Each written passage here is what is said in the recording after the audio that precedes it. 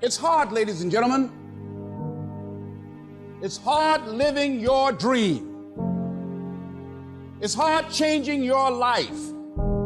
Once you've been knocked out by life, it's hard to pull yourself together and go back again. You're going to make a lot of mistakes. You're going to have a lot of failures. You're going to have a lot of struggles. You're going to feel dumb and ask questions and don't know what to do or where to go.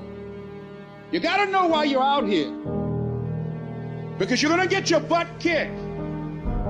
When the storms of life come, and they're going to come, when life pounces on you, and that's going to happen, when it catches you on the blind side and drop you to your knees, and that's going to happen, when your plans don't work out, and that's going to happen, when you start running out of money, and that's going to happen, when you want to give up, and that's going to happen, your reasons will be your rod and staff to comfort you. Your reasons will be your bridge over troubled waters. But you got to know why you're there, because your reasons, when life drops you to your knees, your reasons will help you get back up. Times I wanted to give up. Why are you here, Les? Because I want to make Mama proud of me. Why are you here, Les? I promised my kids something to do for them. I'm going to give them a better life. I want to leave them a legacy. I'm not going to give up. Go back, fool, go back. No.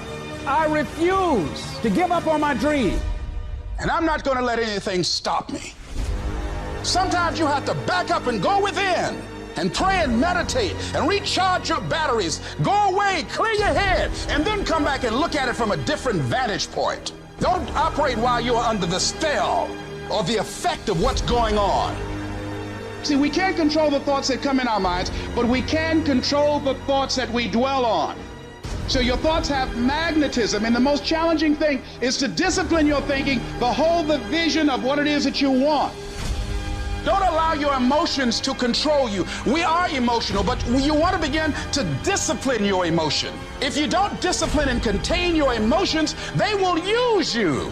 You get up every fucking day, you look in the mirror, and you tell that mirror, I'm a bad motherfucker. And one way or another, I'm gonna make it fucking happen today.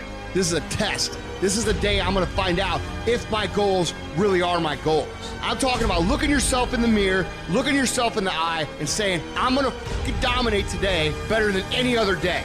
You're gonna get up, you're gonna get dressed, you're gonna get out, and you're gonna do what you've been called to do. You're gonna be what you called to be, and you're gonna prove to everybody that tried to break you, everybody that tried to stop you, everybody that tried to kill your dream, you're gonna prove all of them wrong. I'm going to show them all they're wrong, because I'm the champion. I'm going to prove I'm the greatest. I'm going to prove to you I'm the greatest. I'm going to prove to the world I'm the greatest. There'll never be one like me. Our character is defined by the choices we make on a moment-to-moment basis. It all adds up to the win. You might not win it today, but your efforts done today, even the failure felt today, are all measures that create the moment later. And if you got knocked down, found it difficult to get back up, try that same endeavor, then you find yourself victorious in that endeavor, that's the sweetest victory of all. That builds a confidence that's unbreakable. And you've come too far to only come this far. So you fight if you have to. You crawl if you have to. You scrap if you have to. You do whatever it takes, because on the other side of that pain is your promise. So you get through, you'll get through, so you can get your reward. It's worthwhile unless you take risks. Nothing. Nelson Mandela said, there is no passion to be found playing small and settling for a life that's less than the one you're capable of living. Now, I'm sure in your experiences in school and applying to college and picking your major and deciding what you want to do with life, I'm sure people have told you to make sure you have something to fall back on. Make sure you got something to fall back on, honey. But I never understood that concept, having something to fall back on. If I'm going to fall, I don't want to fall back on anything. I want to fall forward. I figure at least this way I'll see what I'm going to hit. Without consistency, you'll never finish. So do what you feel passionate about. Take chances. Don't be afraid to fail. There's an old IQ test, was 9 dots, and you had to draw 5 lines with a pencil within these 9 dots without lifting the pencil. The only way to do it was to go outside the box. Don't be afraid to think outside the box. Don't be afraid to fail big, to dream big. But remember, Dreams without goals are just dreams. Reggie Jackson struck out 2,600 times in his career, the most in the history of baseball. But you don't hear about the strikeouts. People remember the home runs. Fall forward. Thomas Edison conducted 1,000 failed experiments. Did you know that? I didn't know that. Because the 1,001st was the light bulb. Fall forward.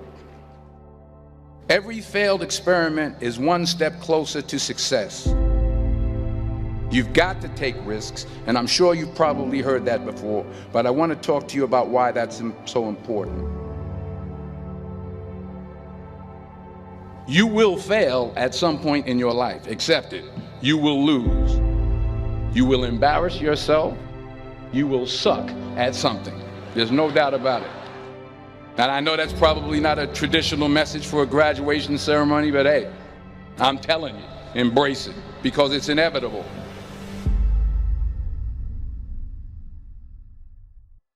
In the acting business, you fail all the time. Early on in my career, I auditioned for a part in a Broadway musical. Perfect role for me, I thought, except for the fact that I can't sing. I didn't get the job. But here's the thing. I didn't quit. I didn't fall back. I walked out of there to prepare for the next audition, and the next audition, and the next audition. I prayed. I prayed, and I prayed. But I continued to fail, and fail, and fail. But it didn't matter, because you know what? There's an old saying, you hang around the barbershop long enough, sooner or later you're going to get a haircut. So you will catch a break, and I did catch a break. Last year, I did a play called Fences on Broadway. But here's the kicker. It was at the Court Theater. It was at the same theater that I failed that first audition 30 years prior. The point is, every graduate here today has the training and the talent to succeed. But do you have the guts to fail?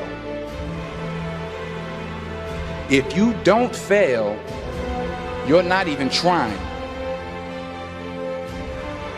I'll say it again. If you don't fail, you're not even trying.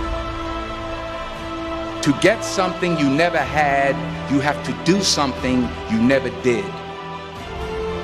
So imagine you're on your deathbed, and standing around your deathbed are the ghosts representing your unfulfilled potential. The ghost of the ideas you never acted on. The ghost of the talents you didn't use. And they're standing around your bed, angry, disappointed, and upset. They say, we came to you because you could have brought us to life, they say. And now we have to go to the grave together. So I ask you today, how many ghosts are going to be around your bed when your time comes?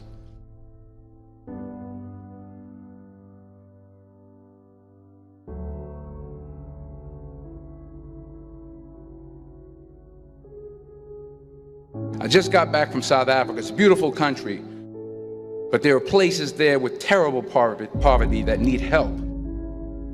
And Africa is just the tip of the iceberg. The Middle East needs your help. Japan needs your help. Alabama needs your help. Tennessee needs your help. Louisiana needs your help. Philadelphia needs your help. The world needs a lot, and we need it from you. We really do. We need it from you young people. I mean, I'm not speaking for the rest of us up here, but I know I'm getting a little grayer. We need it from you, the young people, because remember this. You got to get out there. You got to give it everything you got, whether it's your time, your talent, your prayers, or your treasures. What are you going to do with what you have? I'm not talking about how much you have. Some of you are business majors, some of you are theologians, nurses, sociologists. Some of you have money, some of you have patience, some of you have kindness, some of you have love, some of you have the gift of long suffering. Whatever it is, whatever your gift is, what are you going to do with what you have? All right, now here's my last point about failure.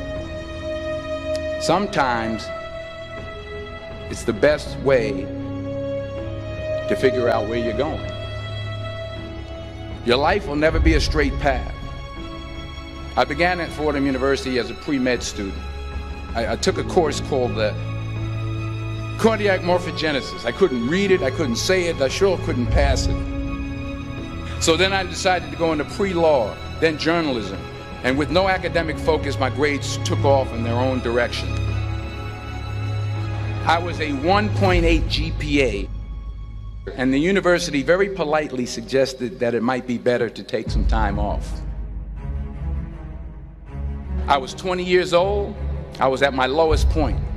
And then one day, and I remember the exact day, March 27th, 1975, I was helping my mother in her beauty shop. My mother owned a beauty shop up in Mount Vernon.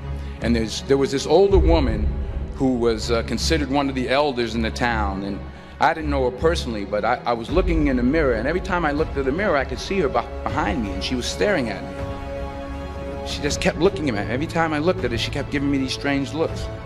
So she finally took the dryer off her head and she said something I'll never forget. She said, "Young boy, I have a prophecy, a spiritual prophecy." She said, "You are going to travel the world and speak to millions of people."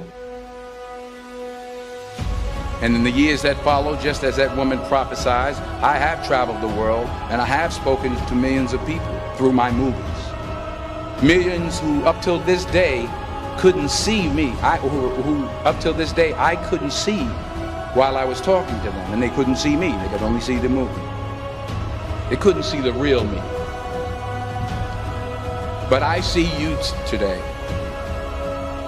and I'm encouraged by what I see. And I'm strengthened by what I see. Because taking risk is not just about going for a job. It's also about knowing what you know and what you don't know. It's about being open to people and to ideas. The chances you take, the people you meet, the people you love, the faith that you have, that's what's going to define you. Never be discouraged. Never hold back. Give everything you got. And when you fall throughout life, remember this: fall forward.